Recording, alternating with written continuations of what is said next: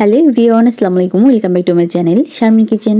আজকে আপনাদের মাঝে আবারও হাজির হয়ে গিয়েছি। আজকে আপনাদের করে দেখাবো আলু দিয়ে গরুর মাংস।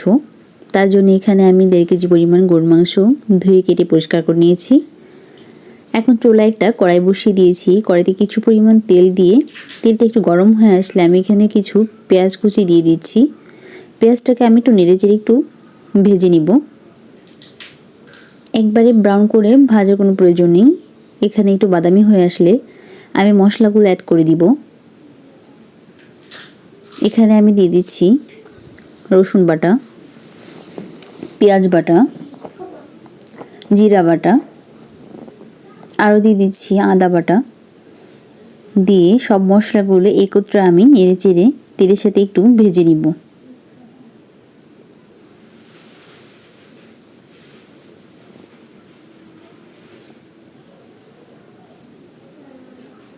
ভালো করে নেড়েচেড়ে ভেজে নিয়েছি দেখুন। আর এখানে আমি শুকনো মশলাগুলো অ্যাড করেছি। শুকনো উপকরণ দিয়ে দিচ্ছি। এখানে দিয়েছি আমি 2টা তেজপাতা, দারচিনি, লবঙ্গ, 3-4টা গরম মশলা দিয়ে ভালো করে নেড়েচেড়ে একটু মিশিয়ে নিচ্ছি। ভালো করে এটাকে কষিয়ে নিতে হবে। মশলা যত কষানো হয় এর টেস্টটা কিন্তু আরও দ্বিগুণ বেড়ে যায়।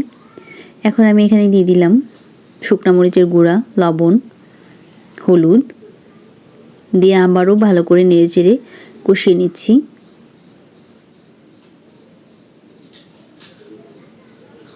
দেখুন কষানো হয়ে গিয়েছে প্রায়। এই পর্যায়ে আমি সামান্য একটু তেল দিয়ে পানি দিয়ে দিচ্ছি। পানিটা দিয়ে ভালো করে আবারও নেড়েচেড়ে একটু কষিয়ে নিচ্ছি। দেখুন এই পর্যায়ে তেলটা ভেসে উঠেছে, মানে কষানো হয়ে গিয়েছে। এই পর্যায়ে আমি এখন মাংসগুলো অ্যাড করে দিব। মাংসগুলো দিয়ে দিচ্ছি। দেওয়া হয়ে গেলে আমি ভালো করে নেড়েচেড়ে এটাকে কষিয়ে নিব। মাংসের সাথে মশলাগুলো ভালো করে মিশিয়ে নিচ্ছি।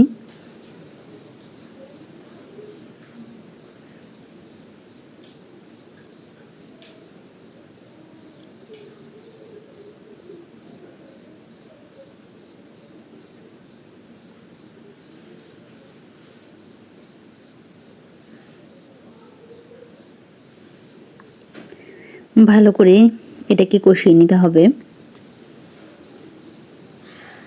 দেখুন আবার একটু নেড়ে দিচ্ছি যাতে তলায় লেগে না যায়। এই পর্যায়ে একটু ঘন ঘন নাড়তে হবে, দেখতে হবে তলে যেন লেগে না যায়।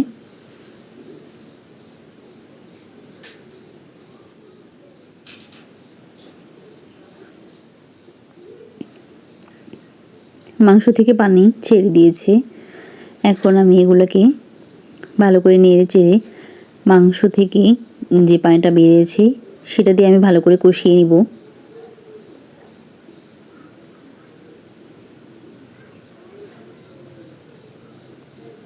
কষানো হয়ে গিয়েছে দেখুন, একবারে সম্পূর্ণ পানিটা টেনে গিয়েছে। এই পর্যায়ে আমি এখানে কিছু গরম পানি অ্যাড করে দিব মাংসটা সিদ্ধ হওয়ার জন্য।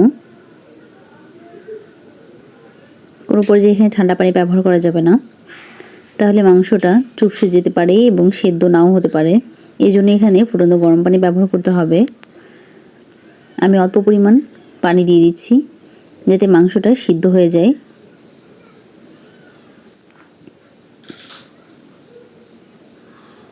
এখন ঢাকা দিয়ে কিছুক্ষণের জন্য এটাকে রান্না করে নিব। ঢাকনাটা খুলে আবারও নেড়েচেড়ে মিশিয়ে দিচ্ছি। এখন আমি এখানে কিছুটা আলু দিয়ে দিচ্ছি, দিয়ে ভালো করে নেড়েচেড়ে দিচ্ছি।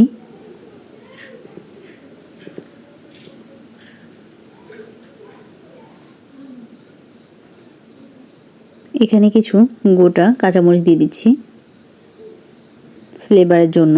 দেখুন আমার কষানো হয়ে গিয়েছে এবং মাংসটা সম্পূর্ণ সিদ্ধ হয়ে গিয়েছে। এ পর্যায়ে এখন আমি এখানে কিছুটা ঝোলে পানি অ্যাড করে দিব।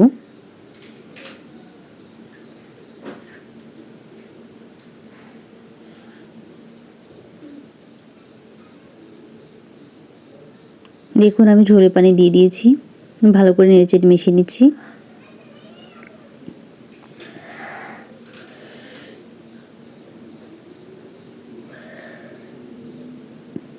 তরকারিতে বলক চলে এসেছে। এখন আমি কিছুক্ষণের জন্য এটাকে রান্না করে নিব। ঝোলটাকে একটু গাঢ় করে নিতে হবে।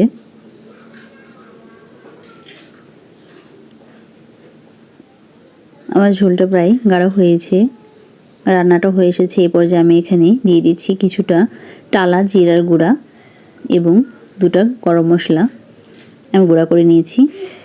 সেই গুঁড়াটা আমি দিয়ে দিচ্ছি, দিয়ে ভালো করে একটু নেড়েচেড়ে আবারও মিশিয়ে নিচ্ছি।